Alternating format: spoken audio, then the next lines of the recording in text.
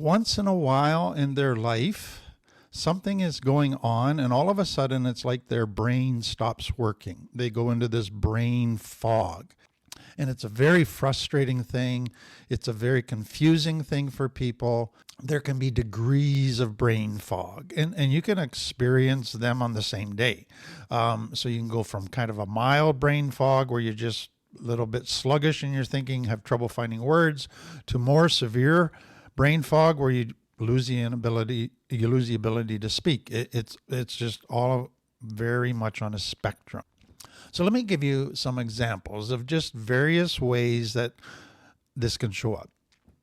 So I know a young man who, great business mind, great business potential.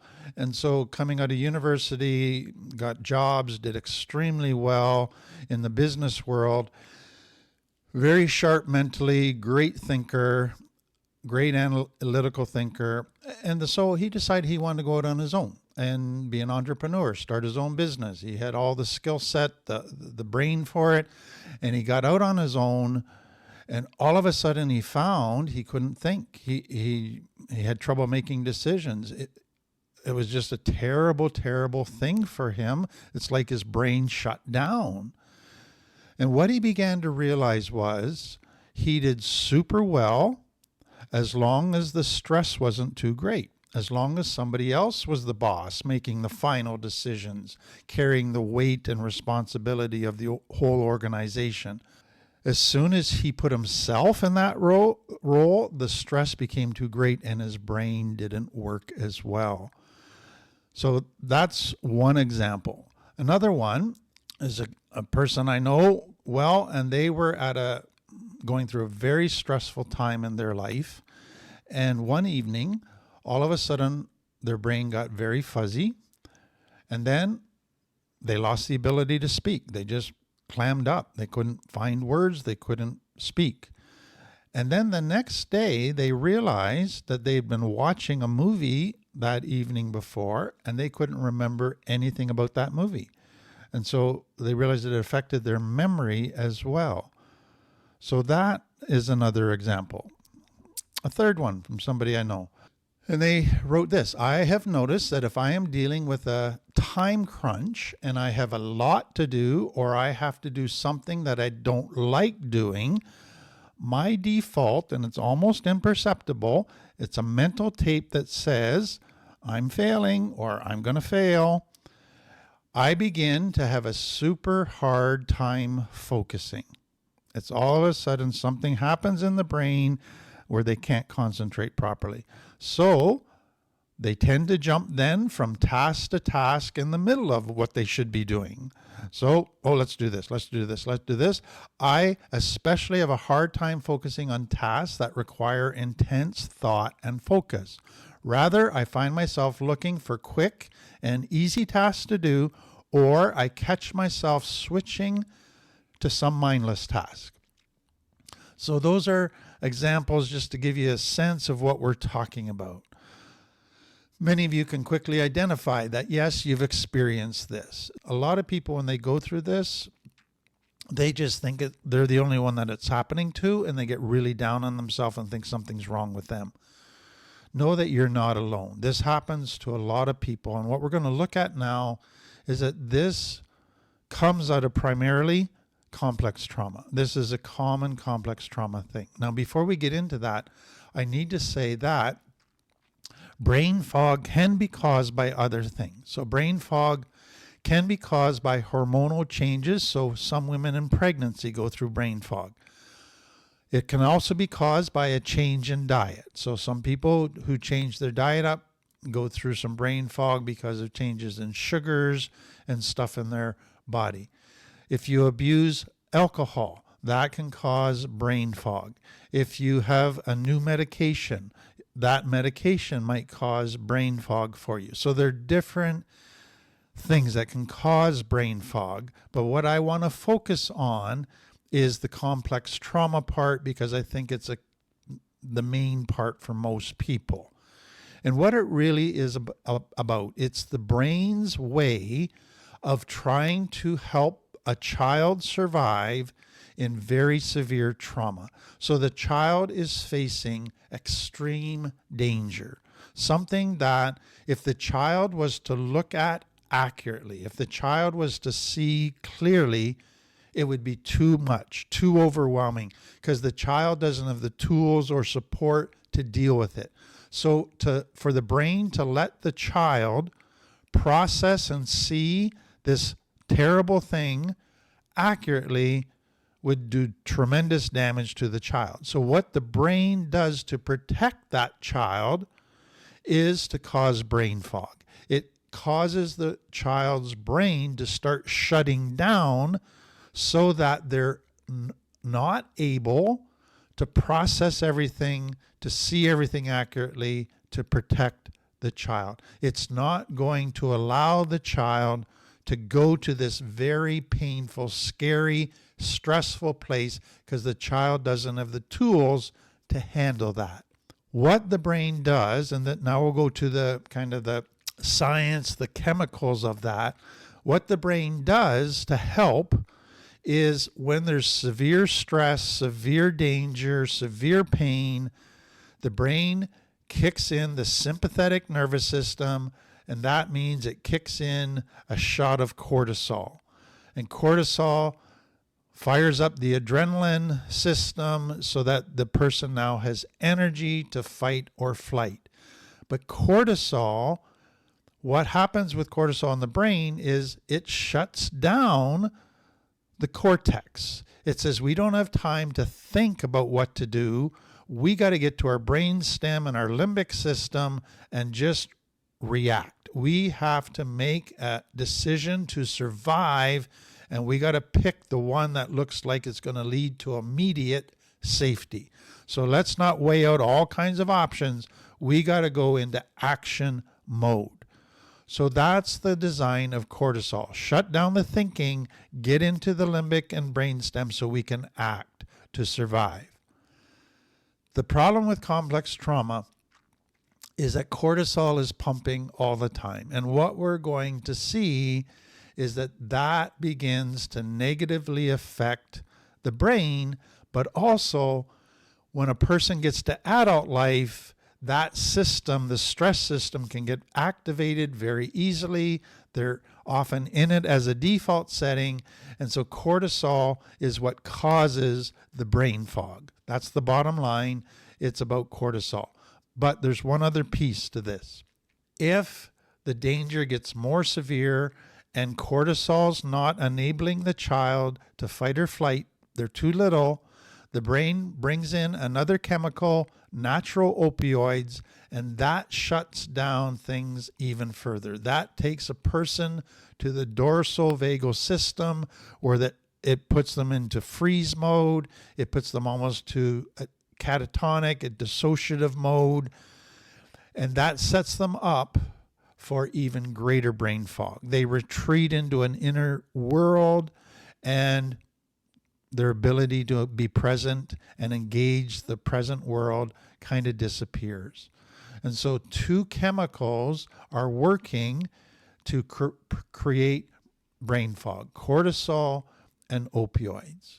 Now, what's really important for people in recovery to understand is this. So we've been looking at cortisol being produced or opioids being produced because your external circumstances are too painful or stressful, and the brain says, don't have the tools to deal with it, don't have the supports to deal with it, so we have to blur reality so that we protect the person. That's key. But secondly, what can happen is if a person starts to heal and they're going into deeper inner worlds and accessing deeper wounds, the brain might actually say, not ready to go there. To go to that wound would be opening a can of worms that is way too painful. So as they are in their recovery journey starting to heal and they start getting close to a core painful issue, they might actually experience brain fog because their brain is saying, don't want to go there. Don't think I'm ready to go there. So let's start blurring everything again. So the bottom line is Brain fog is not just about protecting a person from present day stress and pain, it's also about protecting them from hidden pain. So be aware of that in your recovery journey.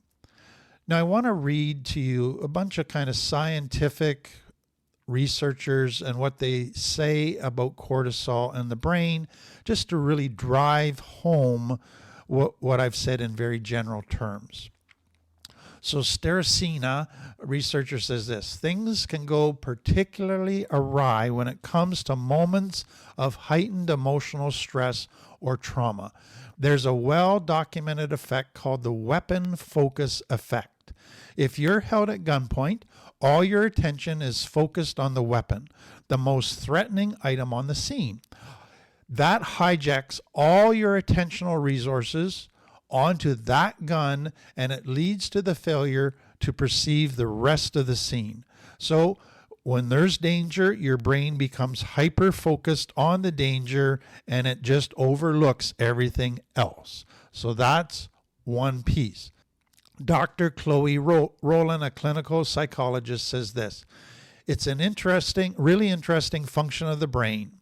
Part of your brain, namely the hippocampus, the main memory hub, and the amygdala, the so-called emotion center, basically go offline because of the chemicals like cortisol that are released at the point of intense stress. So you don't fully lay down the memory of what's happening. Then, because the memories are essentially offline, when things begin to come back, they appear to be fragmented. So one result of cortisol is it prevents memories from getting laid down smoothly, and then when you try to recall, it's just pieces and fragments. Dr. Jolene Brighton, a study following a famous cohort called the Framingham Heart Study, found that higher cortisol levels, especially in women, were linked to poor performance in memory, organization, visual perception, and attention. The study comprised over 2,000 participants, primarily in their 40s. Those with higher cortisol levels also were associated with physical alterations to the brain, which became linked to dementia and Alzheimer's disease. Dr. Krishnan. So, what's causing the blockage of information in your brain? Well, there's no definitive answer. One idea is that your body's immune system response could cause inflammation in your brain. What causes your body's inflammation response? Stress and cortisol. So when inflammation occurs, this could cause a temporary blockage in processing information. Brain fog can be caused by chronic stress, hormonal changes, and blood sugar imbalances. Brain fog is a sort of manifestation of some type of inflammation or chronic stress response. Chronic stress can have secondary effects. It impacts your sleep, your nutrition, and your physical ability. Those secondary issues can lead to or be associated with psychiatric disorders. So what we're seeing is all of this cortisol in the brain, it causes brain fog, but it can begin to cause dementia, Alzheimer's, other psychiatric disorders. It is taking its toll on the brain, but then it affects physical stuff, sleep, autoimmune stuff. And we've done a talk on it, it has just got a profound negative effect. Suppress cortisol. Several other studies have noted that cortisol impacts brain volume in regions known to affect cognition, including gray matter, which is vital for processing information, and the hippocampus, which is essentially for memory. So long-term effects of cortisol, it affects the brain's volume, how big the brain is in certain areas, and that can then cause that you slide into brain fog much more easily than a other person would. I found it interesting just to kind of back away from this and look at, okay, we're looking at cortisol and we're looking at cortisol and brain fog, but just so you're aware, what else does high cortisol levels do?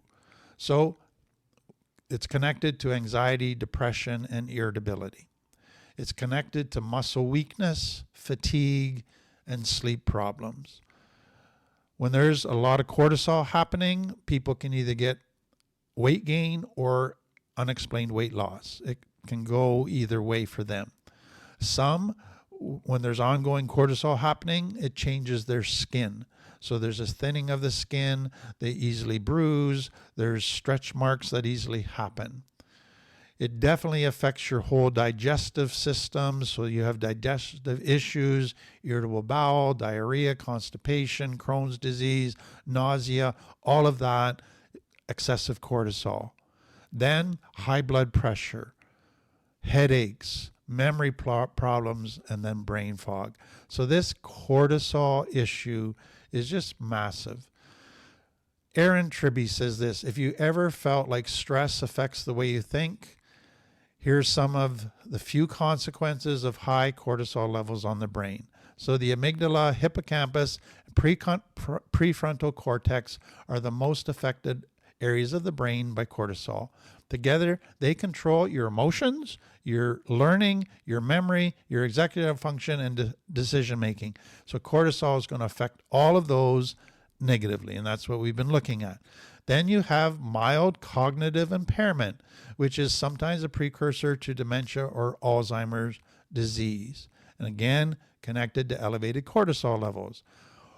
Or overexposure to cortisol can kill off brain cells, and so smaller brain volume. HPA activity, which is your response to stress, has been linked, which releases cortisol, has been linked to more rapid decline in patients with Alzheimer's disease. Now, I need to just add one piece here. So what we've looked at is that one of the brain's responses when a child is facing something very scary is to shut down the brain. But there are other responses that they become their go-to more than brain fog, or there might be a blend of brain fog plus these other ways of coping. So let me just give them to you. So a person, when they're facing something very scary, very stressful, all of a sudden they just want to change the subject. They don't want to talk about it anymore. They want to talk about something else. So that's their way of kind of diverting the brain's attention to something less stressful. Or they might want to just go do something else. So they need a distraction. They need to get away from that circumstance and go find something else to do. So that's why people all of a sudden want to do a mindless, numbing task. They can think of all kinds of little jobs they'd like to do just to distract themselves. Others, when they're in a very painful situation and the topic is scary or stressful, they divert attention of everybody else from the topic onto themselves. And they go, look at me, and here's what's going on in my life. And all of a sudden, if I can be the center of attention, then the painful topic isn't the center of attention. Others, as soon as the topic is getting too painful, they can't sit still. They get extremely agitated. They got to get up. They got to move. Their foot starts dancing because the pressure is building inside. And sometimes they'll get angry, get very irritable, and lash out at people. That's their way of trying to avoid that topic. So those are just some other things that can happen for people. The brain fog is a symptom. So the danger is to think, I just need to fix the symptom. If you try to fix the symptom without fixing the real issue, which is there's too much stress in your life right now, you're never really going to fix the brain fog. So understand the real issue is the stress. Brain fog is the symptom. Now, there's going to be some things we can do to help with that symptom in the moment, but the key thing is you have to begin to look at the stress of your life. That's the key problem. That's what's got to get attention. That's what's got to change. That's what's got to get fixed.